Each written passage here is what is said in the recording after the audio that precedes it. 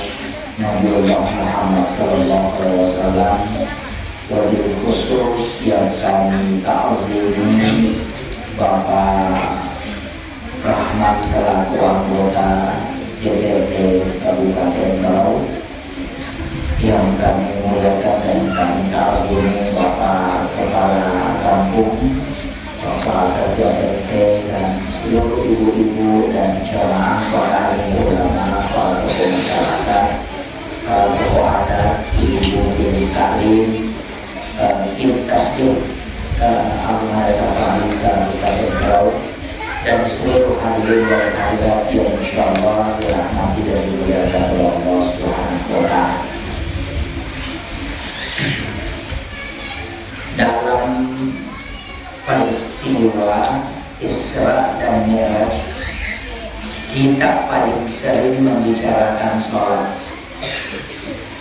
Namun sholat ini adalah ibadah yang paling sering kita lakukan. Dan sholat itu memiliki 3 dimensi. Yang pertama adalah zikir, yang kedua adalah gerakan, yang ketiga adalah penghambaan. Jadi penghambaan itu adalah hudurul qalbi. Jadi selain dia tasdiequl arkan diucapkan dengan lisan, juga hudurul qalbi yang disebut dengan khusyuk. Nah, yang paling berat dalam sholat sebenarnya adalah khusyuk. Paling berat karena ada 2 masalah. 50% orang yang sholat tidak tahu arti bacaan sholat. Ini pertama. Jadi paling banyak orang yang sholat itu tidak tahu arti apa yang dia baca. Dia baca Allahu Akbar kabira walhamdulillahi katsira, Allahumma barik baini, dia baca tapi dia tidak tahu apa artinya. Subhana rabbiyal azim dia baca, subhana rabbiyal a'la, tapi dia tidak baca rabbi ghfirli warhamni wajburni warfa'ni warzuqni, dia tidak tahu artinya. Bahkan surah Al-Fatihah dia tidak tahu artinya. Sehingga dalam sholat dia membaca sesuatu yang dia tidak tahu artinya, dan itulah yang menyebabkan orang susah khusyuk. Satu, ini yang makanya kalau kita mau kaji, saya pakai bahasa Indonesia ya, tidak usah bahasa Bugis tau. Ayo, sebenarnya begini, dalam bacaan sholat, kalau kita mau rinci semua, sebenarnya kan dalam sholat ini kan ada yang pertama gerakan. Gerakan itu sebenarnya menurut ulama sejarah itu dari gerakan malaikat. Di langit pertama itu berdiri menyembah sampai diciptakan, dan tidak akan pernah berhenti berdiri hingga dunia kiamat. Di langit kedua itu ruku, dan mulai dari diciptakannya dia ruku menyembah kepada Allah dan tidak pernah berhenti ruku hingga dunia kiamat. Makanya 7 tingkatan langit itu juga 7 gerakan sholat. Itulah yang diambil. Ini gerakan. Untuk bacaan ada beberapa tambahan. Allahu Akbar kabira itu bukan dari Isra Mi'raj. Sami Allahu liman hamidah, kemudian Rabbana lakal hamd. Sami Allahu liman hamidah itu bukan dari Isra Mi'raj. Karena awalnya semua gerakan itu Allahu Akbar. Ruku Allahu Akbar, bangkit dari ruku Allahu Akbar, sujud Allahu Akbar. Nanti berubah menjadi Sami Allahu liman hamidah. Itu peristiwanya Sayyidina Ali karramallahu wajhah.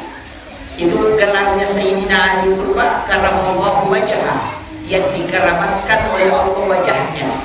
Sahabat Nabi kan punya semua gelar. Abu Bakar dikenal dengan As-Siddiq karena dia membenarkan peristiwa Isra dan Mi'raj. Umar diberi gelar Al-Faruq dari kata Furqan karena dia yang paling tahu antara halal dengan haram. Sahabat Nabi yang paling tahu tentang hukum itu Umar, sehingga Rasulullah pernah mengatakan seandainya Allah mengutus Nabi setelahku maka dia mengutus Umar.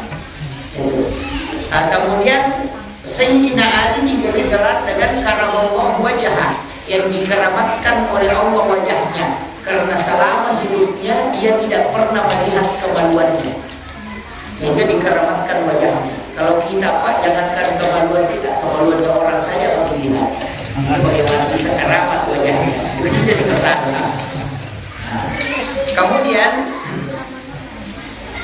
dalam sholat ini tadi saya mengatakan ada beberapa yang sebenarnya tambahan. Allahu Akbar kabira itu kan Nabi sementara sholat, kemudian ada sahabat terlambat masuk, kemudian langsung takbir, tapi Nabi belum baca Fatihah. Yang awalnya doa tidak itu langsung ini wajahku.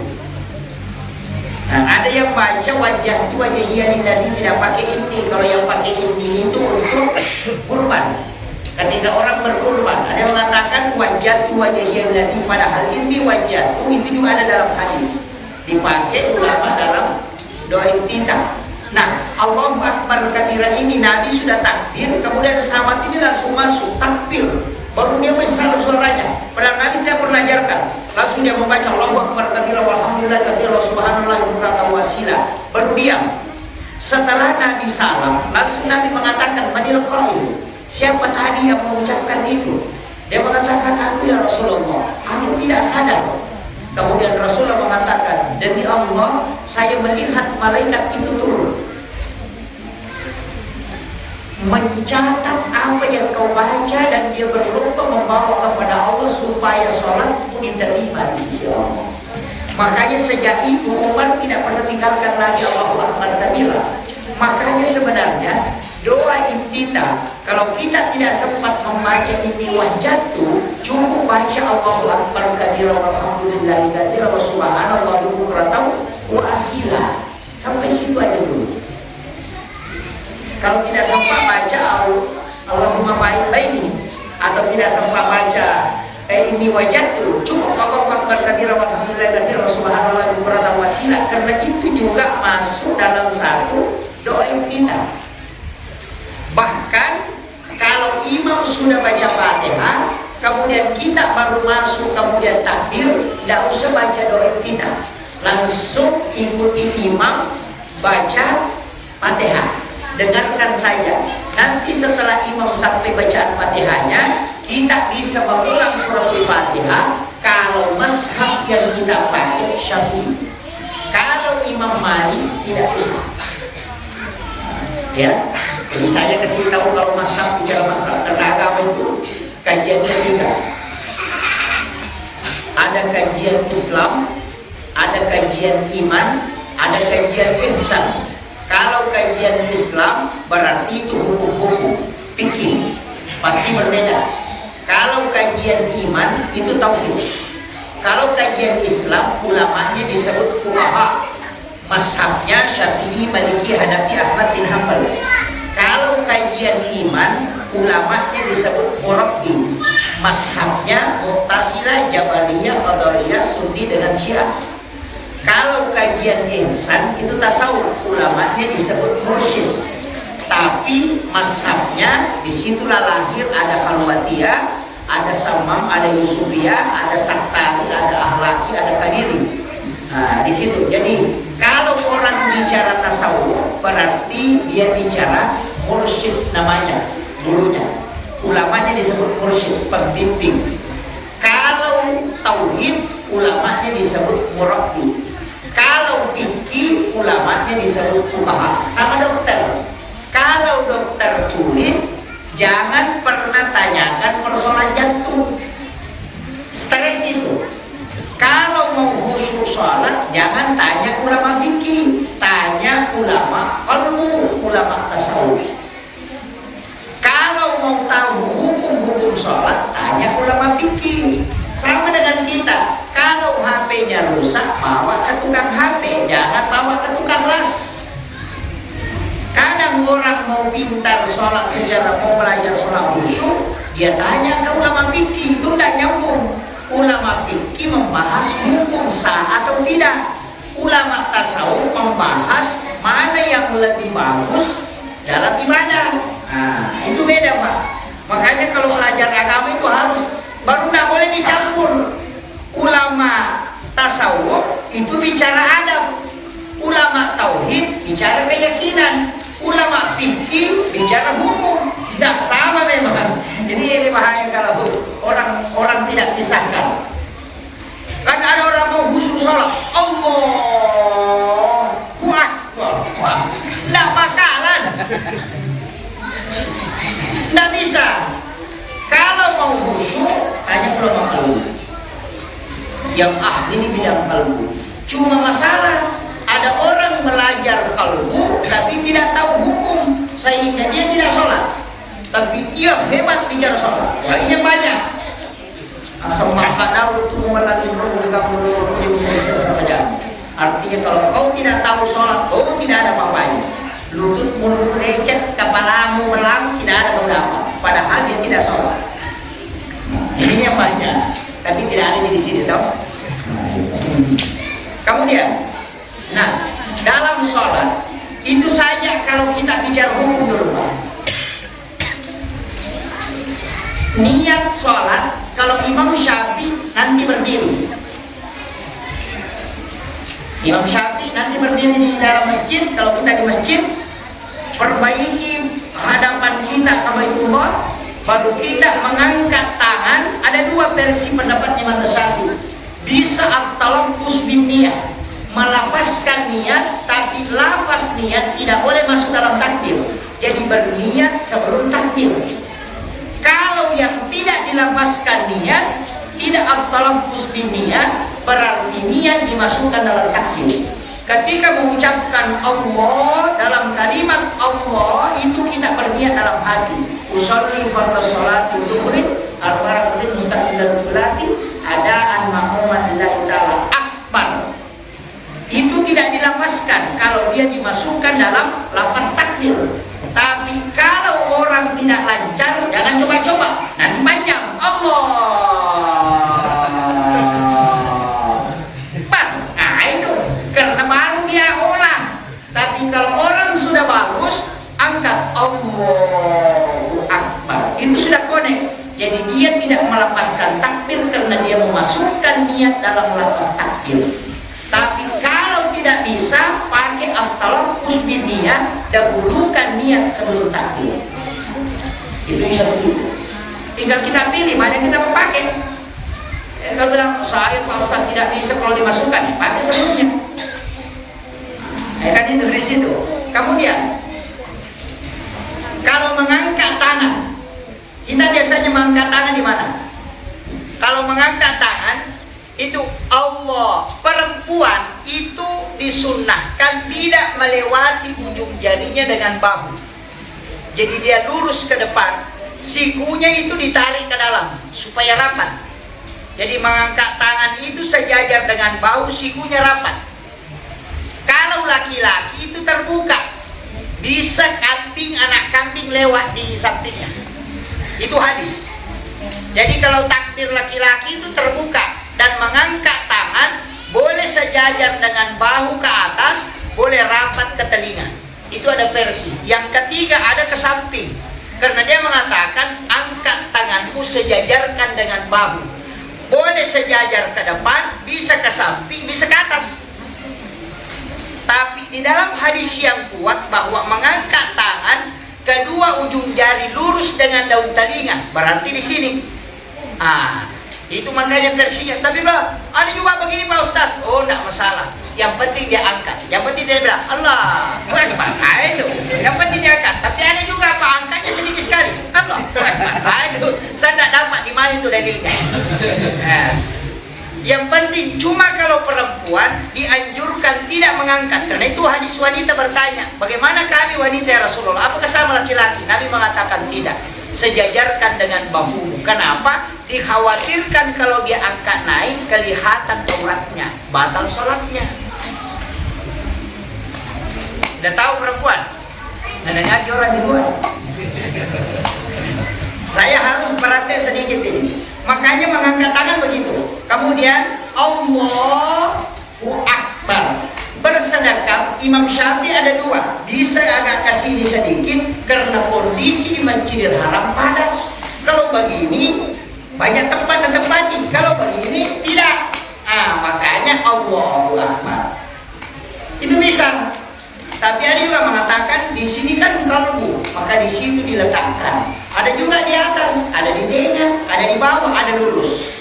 Imam Malik agak ke atas, Abu Hanifah di bawah, Ahmad bin Hanbal lurus tangannya. Makanya jangan heran kalau di depan Ka'bah ada orang sholat, Allahu Akbar. Tidak bersedekah. Memang Nabi pernah praktekkan ketika dia sholat di depan Ka'bah. Ini yang tidak boleh kita lakukan. Karena banyak orang ini yang salah. Enggak. Apalagi biasa kalau kita baca buku, tata cara sholat sesuai dengan sunnah. Di sini banyak orang keliru ketika baca. Dia menganggap selainnya dari buku itu sudah tidak sunnah. Oh, itu yang bahaya.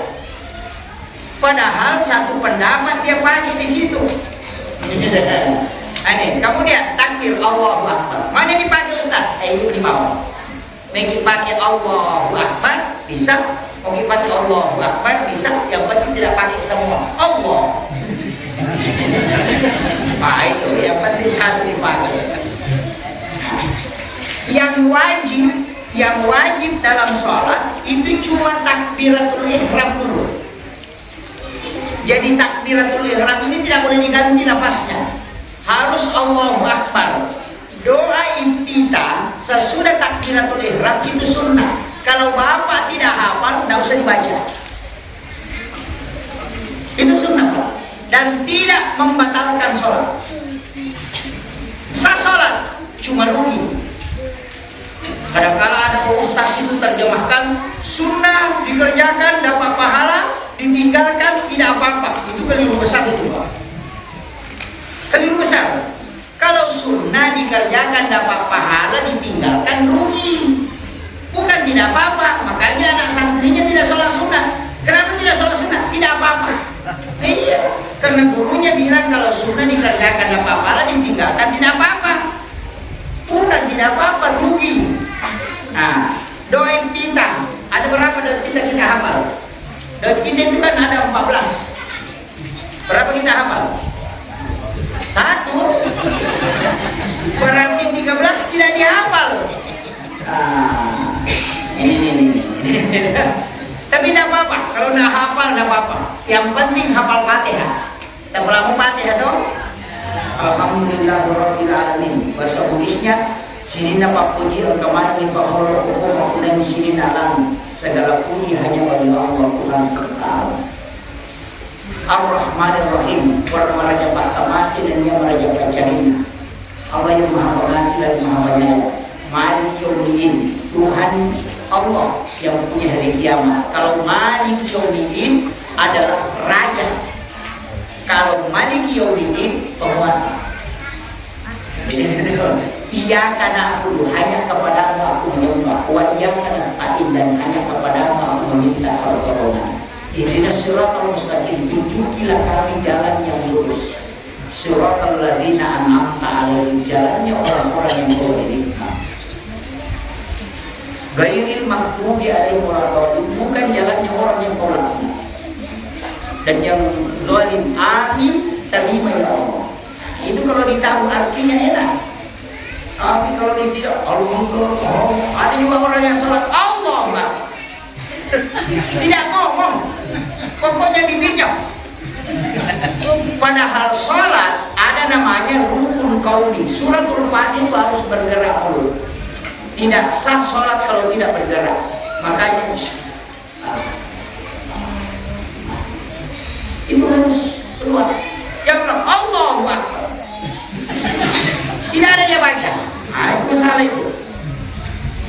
Banyak orang sholat dan seluruh ulama mazhab Syafi'i, Maliki, Hanafi, Ahmad bin Hanbal mengatakan ketika engkau tidak melafazkan suratul Fatihah maka mutlak sholat tidak sah.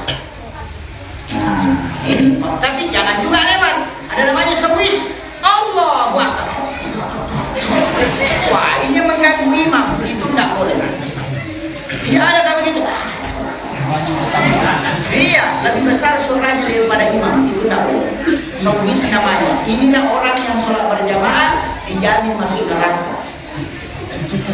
Ya, ada 3 itu. Yang berbicara setelah iqamah. Yang kedua adalah orang yang sewis, yang mengganggu orang yang dalam sholat. Itu tidak boleh. Jadi itu. Kemudian yang ketiga, orang yang mendahului imam ruku dan sujud. Itu diganti kepalanya nanti dengan kepala imam, tapi dia di dalam neraka. Jadi orang yang sholat itu ada masuk neraka. Saya pernah dapat jamaah, dia bilang, Pak Ustaz, saya punya ilmu, sudah banyak Ustaz salahkan, tapi saya tidak mau, karena ulama dulu yang bilang. Saya bilang, apa ilmu? Dia bilang, saya ini tidak pernah didahului sama imam. Baru imam bergerak, saya langsung ruku. Imam baru mau langsung naik. Saya bilang, kenapa bisa begitu? Dia bilang, ada ulama dulu pernah bilang siapa yang mendahului imam, maka dia akan mendahului imam masuk surga. Saya bilang, cocok di hadisnya, hadis salah tempat. Bilang, kenapa Ustaz? Saya bilang, itu hadis tentang datang ke masjid, bukan dalam sholat. Jadi siapa yang mendahului imam ada di masjid, maka dia akan mendahului imam masuk ke dalam surga. Bukan mendahului dalam sholat, karena ada hadis dalam sholat. Siapa yang mendahului imam ruku dan sujud, maka akan dibangkitkan di dalam api neraka dan diganti kepalanya dalam kepala imam. Itu bahaya, Pak. Makanya lebih baik imam lebih dulu. Makanya imam yang sudah tua itu jangan coki. Nanti bangkit baru bilang Allahu Akbar. Bangkit dulu baru bilang Allahu Akbar. Apalagi kalau berdiri Allah, ada di bangkunya di atas tunggu, masih ada banyak di bawah. Kan ada begitu. Mestinya itu sudah naik Allah supaya tidak didahului karena makmum bisa berdosa. Makanya nanti Allahu Akbar sujud memang maki Allahu Akbar supaya tidak ada dahului ini. Karena kami itu diwalasinah Allah. Itu enggak. Makanya imam ini harus tahu. Dan memang imam sebenarnya itu tidak boleh terlalu panjang bacaannya kalau dia jadi imam. Harus menyesuaikan kondisi jamaah. Kalau sudah banyak orang tua, jangan ambil yang panjang. Hampir bacaan sholat panjang, kalau orang sudah berdiri di belakang. Sekalinya sholat sunnah pendek sekali. Padahal Rasulullah mengatakan, jika engkau sholat jadi imam, panjangkan, pendekkan bacaan. Ketika engkau sholat sendiri, panjangkan bacaan. Tidak sebaliknya. Kalau jadi imam, ambil wasopsi berdoa. Kalau sholat sendiri, nah. Tak ada di sini, tak ada. Imam jangan tersinggung. Ini malam kayaknya ini imam saya dulu hantam. Ini karena imam itu kan harus diluruskan dulu. Kemudian saya kasih ilmu untuk imam. Pak Imam ada? Ada Pak Imam? Yang mana Pak Imam? Alhamdulillah. Saya kasih ilmu Pak Imam. Saya pernah belajar tasawuf imam itu hampir 1 tahun, 9 bulan sama guru tak. Itu saya tidak hatam. Makanya kalau disuruh imam tidak mau, karena saya tidak hatam. Walaupun ilmu imam itu saya dikasih, tapi guru tak pernah bilang jangan ceramahkan semua. Kalau mau kasih imam cukup 4. Makanya ada istilahnya orang Bugis, di imam di dalam pemurus utama pemurus akhirnya sampai jalan pemurus kega betul pemurus di dalam pemurus bukan itu yang dilakukan. Padahal sebenarnya berulang-ulang juga. Cuma saya kasih tahu, imam jangan lewat pintu aku, lewat pintu satu sini masuk. Jangan lewati pintu imam. Insya Allah tidak akan jelas dan tidak terganggu kehusuannya ketika ada orang di sekolah. Jadi lewat pintu makmum. Kemudian jangan sholat sunnah di masjid.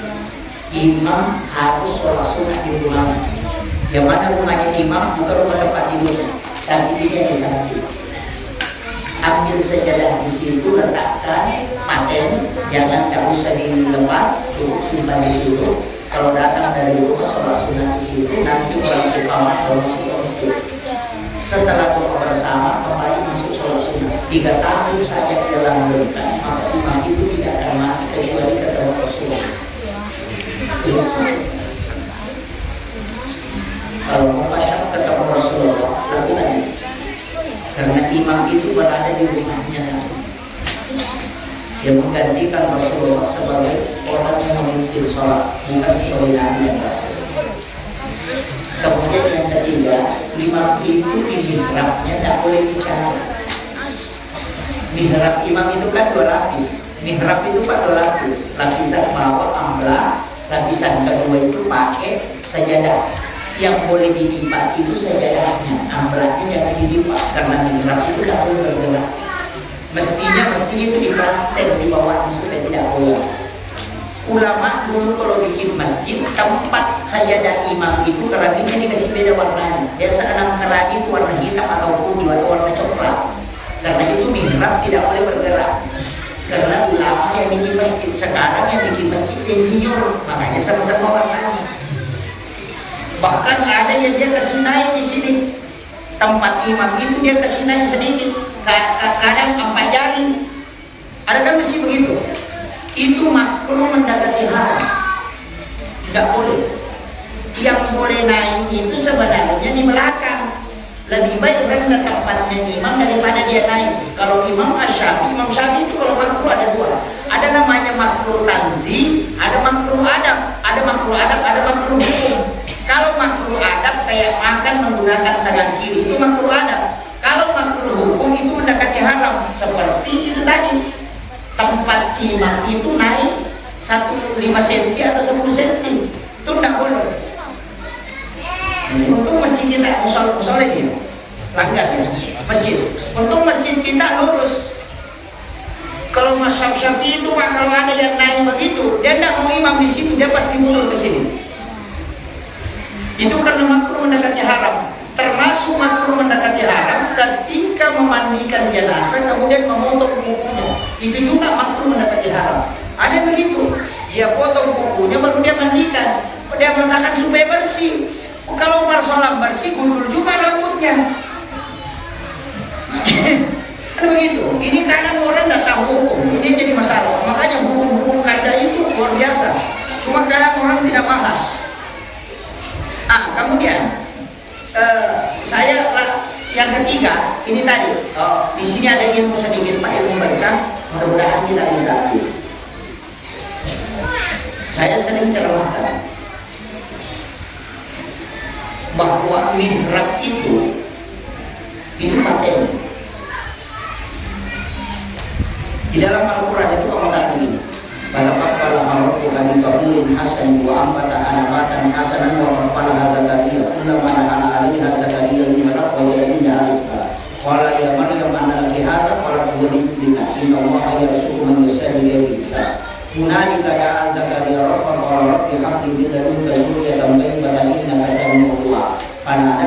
malaikatu wa qa'imun yusalli fil mihrab Allahu yubasyshiru bi Yahya musaddiqan bi kalimatin wa siddiqan wa rasulan wa nabiyyan min as-shalihin.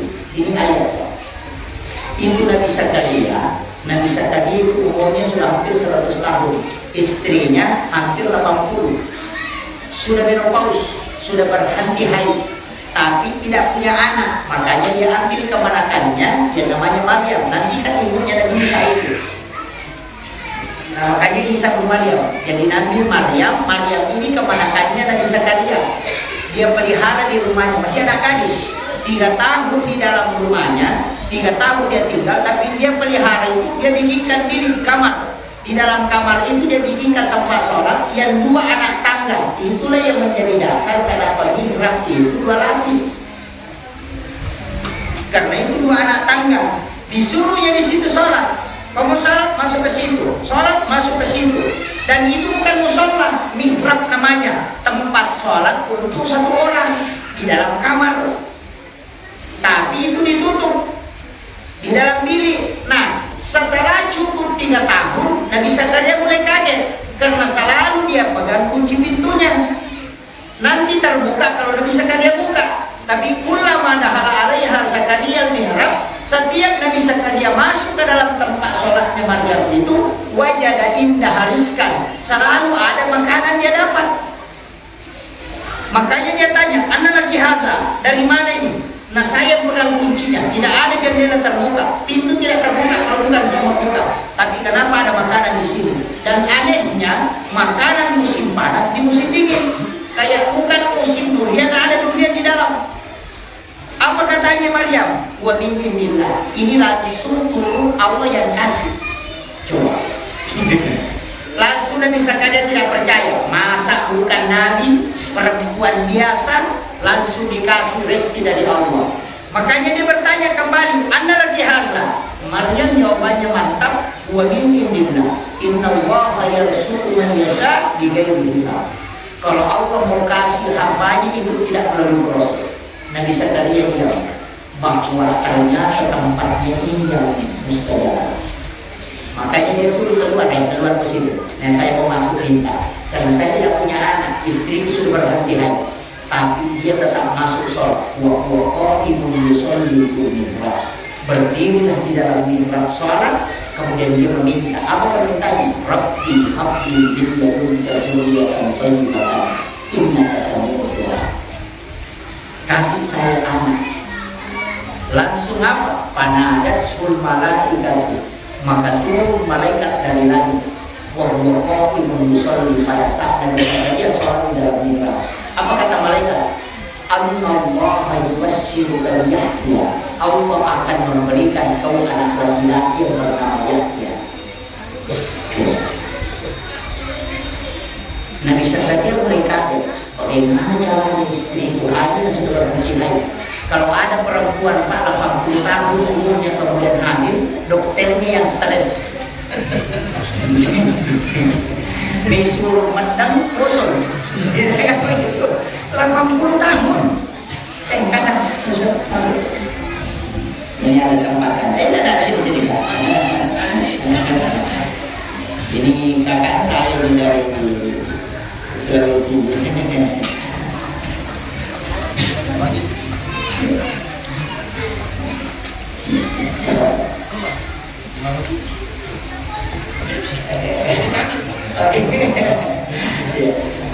Makanya Guru Taqiyya Jabur Rahman Al-Dalil, pendiri Darul Da'wah wal Irsyad, jadi Imam Kosok itu kamarnya dia bagi 2, setengah dia tempat tidur, setengah dia tempat sholat.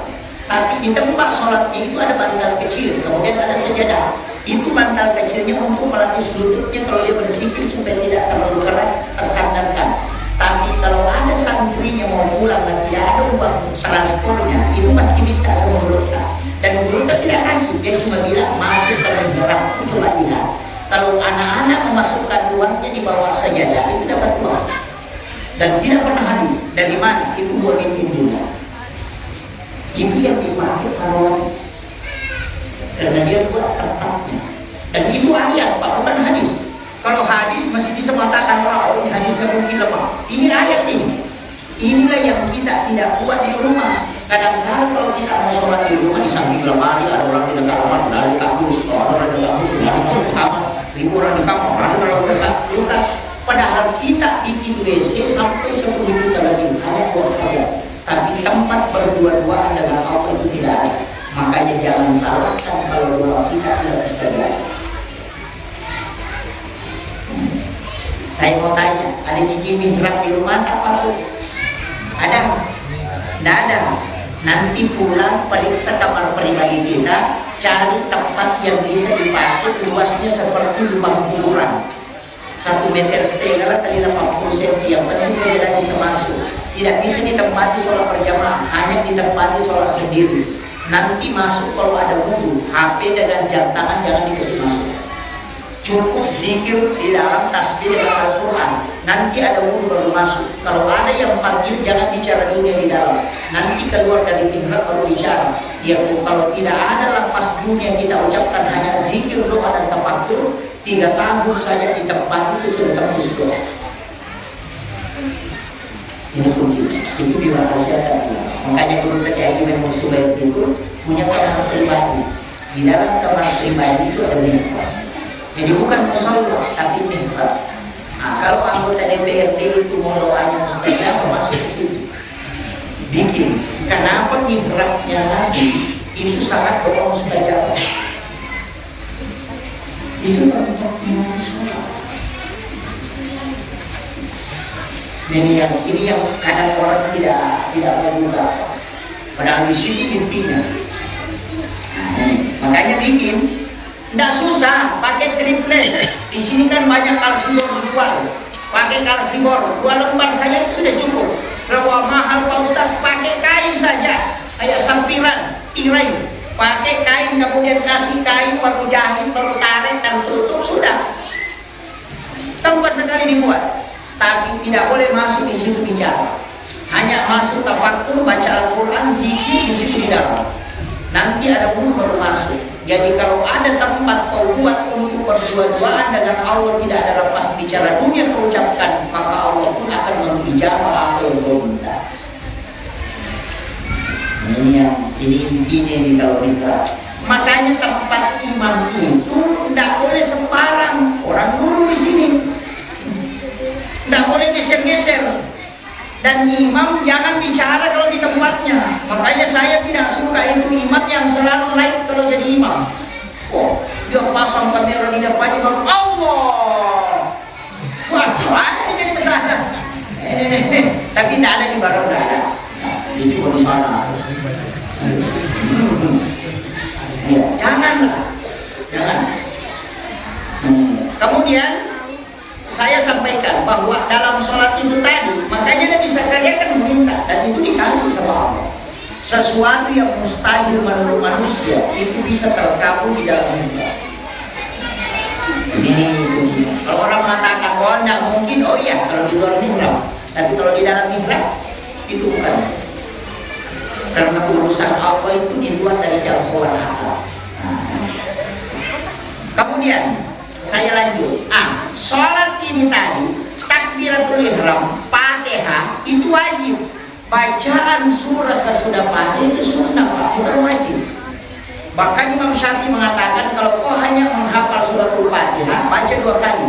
Kalau tidak ada surah kau hafal selain Fatihah, yang pertama itu wajib, yang kedua sunnah. Didobel itu Fatihah. Kemudian ruku yang wajib, bacaannya sunnah. Jadi kalau orang ruku Allahu Akbar, itu yang wajib rukunya. Kalau tidak ada dibaca, tidak apa-apa. Ruku saja menghamba di hadapan Allah. Ini makanya ini menipu, ini di bawah. Bangkit dari ruku itu wajib. Bacaannya juga sunnah. Dari mana ada tadi? Dulu sholat itu awalnya Allahu Akbar, bangkit dari ruku Allahu Akbar juga. Tapi berubah gara-gara Sayyidina Ali. Ketika Rasulullah, ini kisahnya luar biasa, ini tentang sedekah. Sayyidina Ali itu pernah mengalami satu peristiwa yang dahsyat, dan itu 4 kali dalam sejarah. Pernah pabrik gandumnya itu tidak jalan, tapi karena kehabisan gandum makanan, Sayyidina Ali itu baru pulang dari berperang. Kemudian dia mengatakan, Jadikan sholat dan sabar sebagai penolong di hadapan Allah. Makanya dia ambil air wudhu, dia mengatakan, saya ini baru membela agama Allah, pulang tidak ada makanan di rumah, langsung dia pergi sholat 2 rakaat, kemudian minta. Doanya tidak banyak-banyak, dia cuma bilang, ya Allah, kau tahu apa yang saya butuhkan saat ini. Tidak panjang, bukan seperti kita, banyak, Sayyidina Ali tidak, cuma mengatakan, ya Allah, engkau tahu apa yang aku butuhkan saat ini. Langsung Pak beri gandum yang tidak pernah menyala, itu langsung menyala sampai istrinya bilang, Fatimah itu lari, kenapa ini bisa menyala? Dia mengalir gandum dari dalam Pak beri itu, kemudian dia mengambil semua keempatnya, baskunya dia sudah ambil, pakaiannya dia sudah ambil, dan tidak pernah berhenti mengalir, itu menyala mesinnya. Kemudian dia naik di atas, membuka penutupnya, membuka penutup Nero, kemudian baru berhenti mengalir. Larilah dia melapor ke langit. Belum sampai dia bicara, Rasulullah sudah mengatakan, seandainya engkau tidak membuka penutup itu di atas, maka gandum itu akan mengalir sampai kiamat. Itu rezeki dari Allah. Peristiwa yang kedua, merubah bacaan sholat dari Allahu Akbar menjadi Sami'allahu liman hamidah. Itu Sayyidina Ali dari berdakwah 3 hari 3 malam baru pulang ke rumahnya. Pulang ke rumah, anaknya Hasan dan Husain menangis. Kemudian dia tanya kepada istrinya, kenapa anak menangis? Dia bilang, dari sejak pagi dia tidak makan. Saya cuma punya uang 6 dirham, tapi tidak sempat keluar membelikan makanan anak kita, belikan roti. Makanya Sayyidina Ali yang mengambil uang itu karena memang tradisi Arab laki-laki yang belanja. Kalau perempuan yang belanja dibilangin perempuan mengkuras siri. Ya tuh sih di kampung. Kalau laki-laki yang belanja, arwahnya tak bisa jinan. Laki-laki arwahnya baturan. Kan begitu. Sayyidina Ali mengambil uang 6 dirham ini, kemudian pergi ke pasar dengan niat untuk membeli roti untuk anaknya. Baru tidak jauh tinggalkan rumah, ada pengemis minta, saya lapar, sudah 3 hari tidak makan. Sayyidina Ali mengatakan, ini lebih lapar daripada anak saya. Maka dia ambillah 2 dirham untuk dia sedekahkan. Anaknya di rumah menangis karena kelaparan, tapi dia masih bersedekah.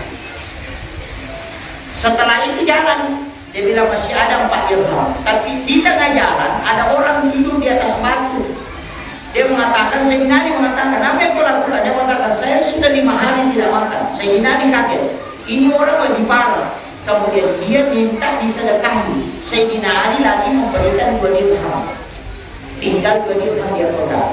Tapi pas masuk di pintu pasar, dia itu ketemu orang tua yang melilitkan tali kambingnya di lehernya. Kemudian dia sandang di atas batu, kemudian dia tahan kambingnya. Sayyidina Ali mengatakan, apa yang kau lakukan? Dia mengatakan, ini kambingku nak saya mau jual untuk membeli makanan, dan sudah beberapa hari tidak laku, dan saya sudah 1 minggu tidak makan. Sayyidina Ali masuk membeli roti, kemudian dia suapi orang tua itu dengan harapan bahwa masih ada yang bisa dimakan anakku nanti sisanya. Tapi setiap dia tanya ke orang tua, sudah kenyang? Dia bilang belum. Nanti habis ini baru dia bilang kenyang. Makanya Sayyidina Ali itu meneteskan air mata karena bergembira bisa sedekah. Dia sudah melupakan anaknya yang lapar. Tapi setelah belanja mau pulang, langsung ditahan tangannya. Wahai anak muda, bantu aku. Ini kambing saya mau jual 40 dirham. Saya berikan amanah. Bayangkan Pak, kalau ada orang begitu, sudah disedekahi, sudah disuruh lagi.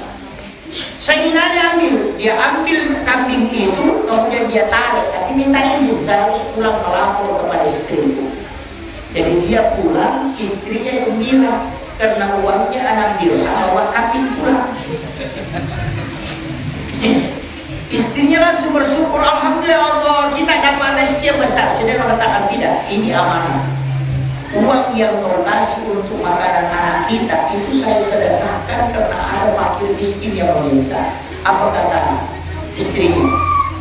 Alhamdulillah, engkau sudah memberikan kepada yang lebih berhak, dan itulah yang kita miliki selama yang telah sampai akhir. Itu anaknya Nabi, Pak. Kalau istri kita kasih uang suruh beli ikan, kita beli rokok, langsung dapat sandal gitu. makanya Sayyidina Ali dia mengatakan kalau begitu nanti saya ke rumah neneknya. Mulanya Rasulullah untuk mengambil makanan kalau sudah ada. Tadi Sayyidina Ali mengatakan saya diberi amanah untuk menjual kambing. Kemudian Sayyidina Ali menarik kambing itu untuk bawa ke pasar. Di tengah jalan dia berpapasan dengan orang di atas unta. Kemudian orang ini turun. Apa katanya? Dia periksa di kambing, mulai telinganya sampai kakinya sampai ke ekornya. Kalau dia mengatakan, wahai anak muda, inilah kambing yang aku cari sejak nenek saya ini sudah pesan kambing inilah yang paling kami cari.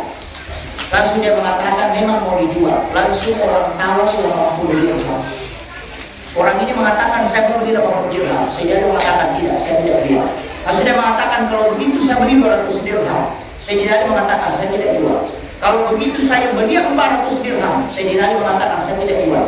Dia mengatakan kalau begitu 600 dirham. Sayyidina Ali mengatakan saya tidak jual. Kemudian dia mengatakan kalau begitu anak muda sebutkan berapa harga kambingnya. Dia mengatakan 40 dirham. Jual. Kalau cinta sudah.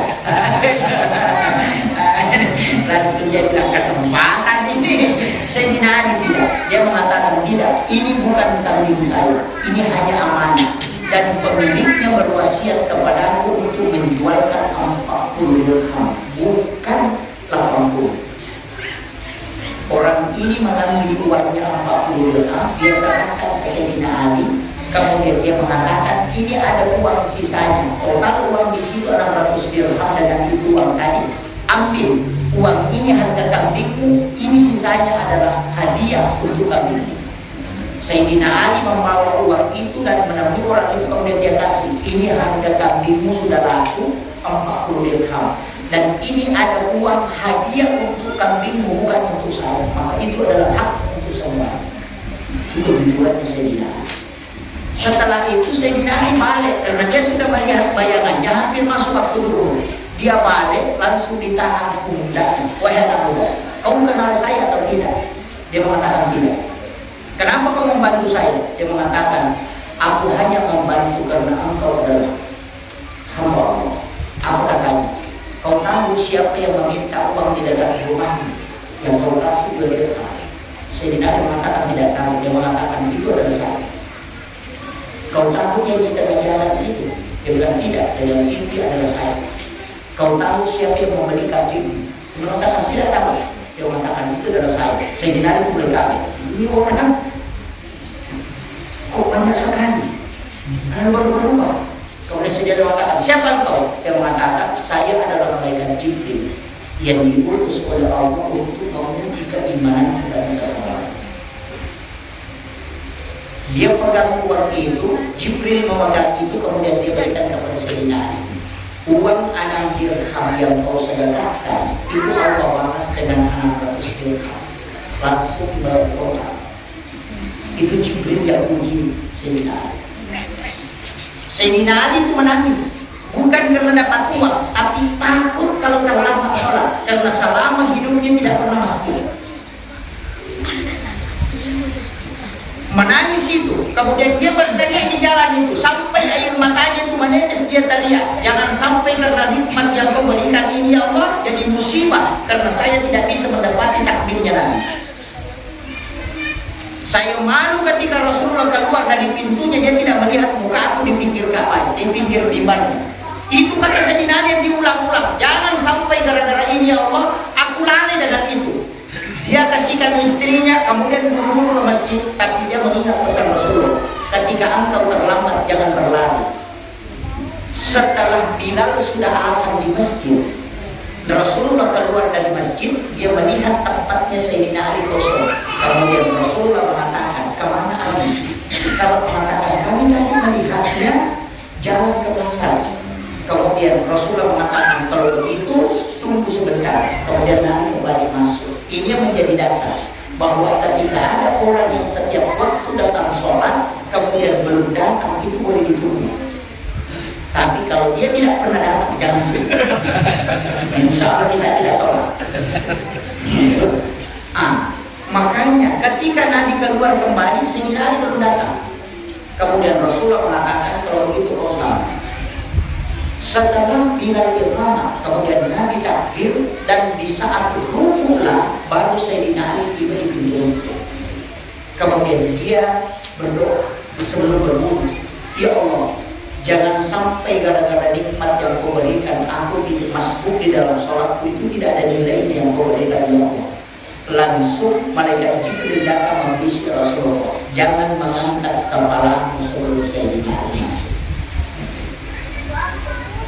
Setelah Sayyidina Ali takbiratul ihram kemudian langsung ruku, Nabi mengganti kalimat Allahu Akbar menjadi Sami Allahu liman hamidah. Allah sudah mendengarkan pujian. Itu terganti Pak, gara-gara Sayyidina Ali. Itu persoalan sedekah. Makanya di dalam sholat itu luar biasa. Peristiwa itu luar biasa. Sampai sahabat itu kaget. Kenapa berdoa? Kemudian Rasulullah mengatakan ceritakan kisahnya kepada sahabat. Itu Jibril memuji Allah memuji Jibril. Makanya Pak, kalau mau tahu kunci kehidupan kesuksesan dan dekatnya orang dengan Allah itu sedekah. Makanya fawailul lil musallin alladzina hum fi shalatihim walladzina hum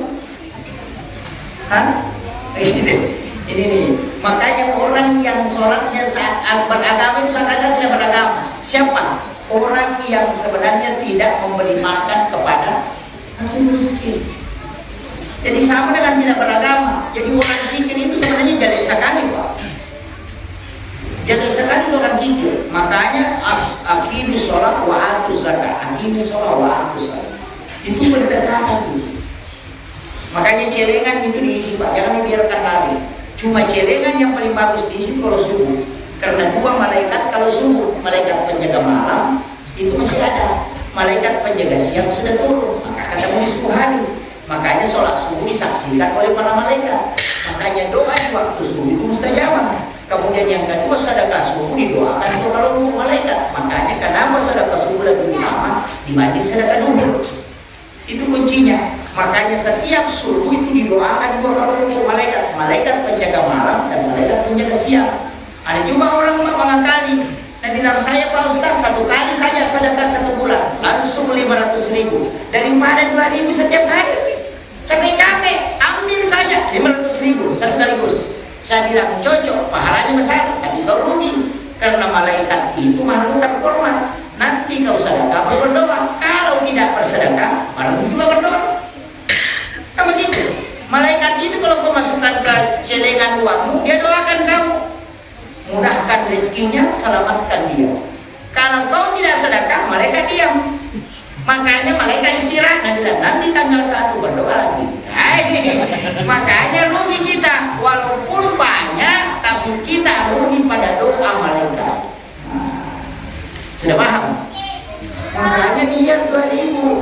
Makanya dari situlah Nabi mengatakan amal yang paling disukai oleh Allah adalah amal yang istiqamah wa in qarra, walaupun hanya sedikit. Daripada 100.000 satu kali 1 bulan, lebih baik 2.000 setiap hari. Hasilnya kan cuma 60.000. Tapi doanya malaikat yang dibutuhkan. Kemudian Rasulullah mengatakan as-sadaqatu tadfa'u bala. Sedekah itu menolak bala, tidak mengatakan menghilangkan bala. Jadi jangan bilang, saya sedekah Pak Ustaz, sudah tidak kena bala. Oh enggak, masih kena. Karena dikatakan menolak, bukan menghilangkan. Kita tahu. Nah, bagaimana caranya? Ada orang yang kena bala melalui mimpi. Bala itu sudah turun ke langit-langit dunia dan harus kena dia. Makanya dia bermimpi kena musibah. Dari situlah ulama kita mengatakan orang yang mimpi kena musibah sebenarnya itu sudah ditakdirkan. Cuma karena ada tolak bala dia lakukan sehingga Allah sampaikan dalam bentuk mimpi, bukan dalam bentuk kenyataan. Tapi harus dia rasakan karena itu sudah ditentukan. Itulah tujuannya tolak bala. Biasa bermimpi bu suaminya selingkuh. Iya biasa, ada ibu-ibu itu tidur tapi tidurnya mimpi suami selingkuh, langsung bangun dia marah-marah suaminya. Hei, dari mana kau tadi? Ini selingkuh lah. Hei, dari mana? Siapa kasih tahu? Dia bilang, baru kau bermimpi. Wah, ini bahayanya memang ibu-ibu itu. Makanya, tapi laki-laki bukan lagi laki-laki yang sekarang bahaya, perempuan juga bahaya sekarang. Banyak juga perempuan yang selingkuh, banyak sekarang. Sekarang tantangan perceraian itu besar di Berawi. Di Sidrat itu saya pernah tanya pengadilan agama, berapa janda lahir dalam satu hari? Dia bilang minimal 5, 2 kali 30. Setiap hari 5 janda. Ini makanya yang bahaya janda itu yang selalu TikTok-TikTokan. Aku ingin yang ada. Kalau langsung datang juga bikin TikTok, aku ingin memanjat ketemu dia. Itu bahaya. Makanya jaga baik-baik suaminya. Apalagi yang suka juling-juling matanya itu ya. Tapi kalau bagus servisnya Pak Insya Allah. Perempuan itu kuncinya penegara, laki-laki itu kuncinya penglihatan. Makanya kalau wanita bersolek dengan indah, suaminya pasti senang. Makanya wanita idaman itu cuma 3. Aku di ruang tamu, gesit tidak aku, seksi di kasur. Itu yang idaman. Sudah hafal Bu ya? Iya. Itu makanya harus itu. Laki-laki itu sebenarnya kalau syahwatnya naik, otaknya itu tidak normal. Betul. Kalau syahwatnya naik itu tidak normal otaknya. Makanya kalau biasa anak kopi-kopi kita makan tepat. Itu yang bahaya. Padahal di tengah kilo dari tar. Itu sudah bahaya. Makanya kasih. Karena memang di manusia yang pertama diciptakan itu adalah kemanusiaan. Dan itu yang lebih dominan. Karena itu yang perlu kita juga jam dulu. Saya sudah ceramah 1 jam. Karena tadi pas jam 10, jam 9 saya ceramah. Makanya perempuan ini harus banyak menservis suaminya dengan baik. Ada syaratnya itu, jangan dahulu suami makan. Jadi biarkan dulu suaminya makan dan jangan kenyang sebelum suaminya kenyang. Itu aturan. Jadi aja teh lahir teman aja tuh teh besok. Nanti suami makan baru kita makan. Jangan kenyang sebelum suami kenyang. Bilang susah Pak Ustaz, oh tidak susah. Allah sudah tahu, Nabi sudah tahu. Perempuan itu kalau makan lama, kalau laki-laki tidak. Yang kedua, perempuan itu sebenarnya tidak boleh banyak tanya. Tidak boleh. Kalau banyak tanya, you boleh. Oh, ini dari mana? Langsung mau periksa. Tidak, jangan. Laki-laki itu biarkan dia dulu tenang, baru ditanya. Kenapa laki-laki lebih banyak ini di warkop daripada di rumah? Karena kalau di warkop ditanya pesan apa? Kalau di rumah kebun, nah ini masalah. Iya, langsung ditanya dari mana? Kalau saya SMS sudah lalu, balas sudah lalu. Oh, banyak sekali. Jangan. Banyak juga perempuan ada memang masalahnya. Bagaimana masalahnya? Suaminya mau makan, langsung menghafal. Ada gitu nasi di desko ada itu pilih di situ, ada kita ada lagu di situ, ada kita jati di situ, ada dihafal semua. Yang paling parah itu selalu COD. Biar pisang goreng tidak diserbiting. Meminum lelaki dan asal apa? Wah ini bahaya. Banyak hati-hati. Dan ada satu kunci yang saya kasih tahu. Tapi ini penting sekali. Dalam berumah tangga itu banyak sekali sebenarnya aturan yang ditetapkan oleh agama. Cuma kadang kita langgar. Tapi aturan ini tidak terlalu wajib. Cuma ada dampaknya. Sama dengan jangan berhubungan di saat ngantuk sekali. Karena orang yang ngantuk sekali kemudian berhubungan dan menyebabkan istrinya hamil, anaknya tidak bisa bicara. Sampai 7 tahun itu tidak bisa bicara. Lambat untuk bicara. Dan itulah dikalois. Kalau ngantuk. Orang yang berhubungan ketika lama sekali, maka anaknya pasti itu penyakitan. Kalau kenyang sekali, betul, malas. Iya. Tapi kalau mau berhubungan yang paling bagus, anaknya itu cinta agama, tidak disuruh 4 bulan, saja kena 4 bulan. Berhubungan sesudah sholat duhur atau sebelum dan sesudah sholat subuh. Itu tempat yang berubah. Kalau mau melahirkan anak penghafal Al-Quran sesudah dulu. Orang yang berhubungan sudah dulu itu insya Allah anak itu cinta agama dan itu cinta ilmu. Itu ada hadisnya Pak, cuma orang tidak tangkap. Itu ulama kita itu tangkap di hadisnya. Rasulullah mengatakan ketika engkau ingin masuk ke dalam kamar ibu bapakmu di siang hari maka tutup pintu. Kenapa siang biasanya? Kenapa bukan sore atau malam? Itu intinya.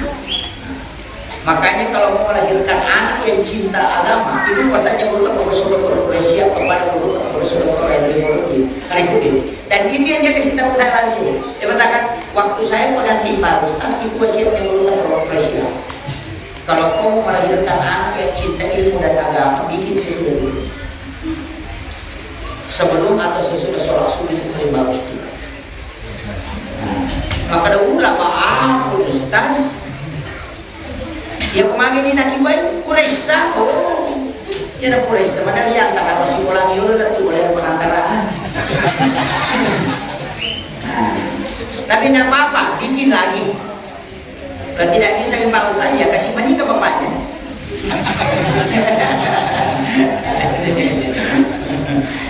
Makanya itu kuncinya. Tapi ada hal yang bahaya Bu. Jangan berhubungan badan ketika salah satu pasangan pernah bermimpi berhubungan badan. Kalau bermimpi berhubungan kemudian bangun berhubungan secara nyata tanpa diantara dengan bulu, maka anaknya akan lahir menjadi epilepsi. Itu penelitian Bapak Profesor Dr. Tandana Mawadi dalam buku psikoterapi Al-Quran. Itu bahaya sekali. Yang paling parah juga itu berhubungan 2 kali tanpa diantara dengan bulu, madul. Tapi tidak diantara dengan bulu. Ketika hubungan kedua menyebabkan istri hamil, maka anaknya akan lahir prematur. Itu bahaya sebenarnya. Makanya dalam agama itu sudah diatur. Makanya kenapa Nabi sunnahkan sebelum berhubungan itu kita disuruh berwudu karena itu yang paling aman. Nanti kalau berhubungan ada nikmat yang diberikan oleh Allah. Perempuan melipat kedua tangannya di atas dada kemudian baca syahadat. Laki-laki dia letakkan tangan kirinya di lantai kemudian dia menuju ke atas kemudian dia tarik nafas kemudian baca Rabbana atina fid dunya hasanah kemudian singgah minta di sini. Itu doa sepujakan itu cek kosong, tidak ada isinya. Rabbana atina fid dunya hasanah sehingga isi dulu di situ. Kalau insinyur diminta isi di situ, kalau bupati minta di situ. Ini tanda. Dan kalau mau tahu kalau dia tinggal laki-laki atau perempuan di situ dites. Karena perempuan laki-laki itu cuma ada di nafas. Yang mau nafas atau lagi berhubungan, kemudian setelah ada kenikmatan masih kanan yang kuat, berarti kalau itu tinggal pasti laki-laki. Kalau dia kiri yang kuat kemudian kita berhubungan, kemudian selesai berhubungan masih kiri yang kuat, kalau itu yang tinggal pasti perempuan. Itu ulama kita. Makanya dia mengatakan hukum itu nafas yang mau dia. Nah itu ilmunya, ini sudah 1 jam. Saya kira ini yang penting saya sampaikan. Semoga ada ilmunya tidak bisa penting. Saya hanya sampaikan beberapa kaidah karena ini sudah agak lama malam. Begini, boleh kata itu gimana cara pampulan yang ucapan ini yang karena itu tidak ambilnya. Satu dia seorang ditanya bagaimana penjelasan bagus, apa dia bilang tidak tahu, aja bahaya. Tidak ada 2 bulan. Makanya saya kasih satu ilmu yang agak gampang diamalkan, tapi belum tiba waktunya. Nanti di bulan Syawal ada satu sholat namanya sholat sunnah utama. Sholat itu 8 rakaat. Satu rakaatnya 15 kali surah Al-Ikhlas dibaca. Rakaat pertama, rakaat kedua masing-masing surah Al-Ikhlas. Tapi dikerjakan 8 rakaat sekaligus. 2 rakaat 1 salam. Namanya sholat sunnah utama. Itu Nabi bersumpah 4 kali. Siapa yang melaksanakan sholat sunnah utama kemudian dia punya utang, pasti utangnya lunas. Itu Nabi bersumpah. Yang kedua, kalau dia punya penyakit, pasti ada yang mengobati. Saya itu kemarin kena penyakit kulit, semua badan ini kulit, dan saya tidak sholat 5 waktu karena tidak bisa bangun dari tempat tidur. Saya yakin bahwa sholat sunnah utama itu bisa mendatangkan obat. Dan ternyata betul, saya ketemu dengan salah satu ulama, itu dalam mimpi saya, namanya Syekh Syamkapani. Dia tinggal di Amerika. Saya tidak pernah ketemu, tapi itu yang datang memberitahu bahwa ada air Samsam di atas lemarimu dan ada di luar lemari itu air hujan. Gabungkan dua air itu kemudian kau minum.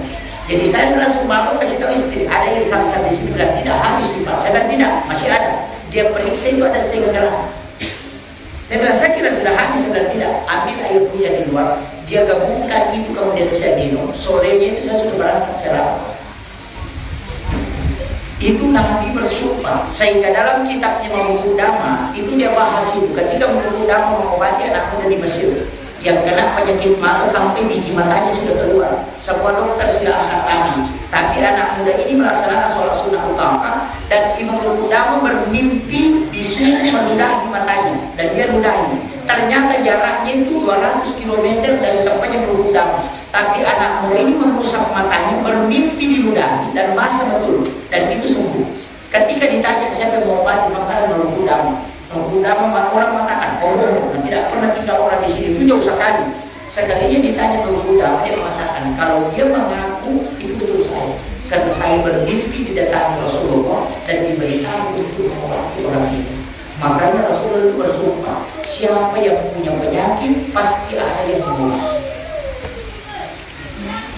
Itu utama. Ini sholat jalan.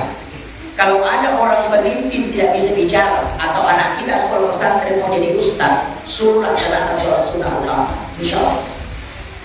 Itu kuncinya. Saya laksanakan utama itu sudah 18 tahun ini.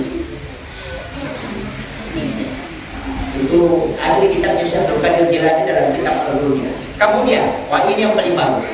Siapa yang melaksanakan sholat sunnah utama ini di bulan Syawal ya, di bulan Syawal saja. Jadi pasal masuk 1 Syawal sampai selesainya bulan Syawal sudah tidak boleh dilakukan. Jadi pas Lebaran Idul Fitri mulai start lakukan. Boleh dikerjakan di waktu duha, diniatkan sekaligus duha, tapi tidak boleh diganti surahnya. Surah Al-Ikhlas 15 kali rakaat pertama, rakaat kedua 15 kali sesudah batil. Nanti selesai 8 rakaat baru kita baca Allahumma sholli ala sayyidina Muhammad wa ala sayyidina Muhammad 80 kali, baru subhanallah juga 80 kali. Itu zikirnya, hanya betul. Jadi dia dilakukan. Jadi siapa yang melaksanakan sholat sunnah utama ini, kalau dia merantau pasti berhasil. Itu dia jinak. Jinak itu nasa tomatot tadi dulu, maka dia boleh berhasil kosong paramu, reo kumafam berlemu. Jami yang nampak kutukan dan Nabi janjikan pasti dia berhasil di perantauan. Akhir dalam Assalamualaikum warahmatullahi wabarakatuh.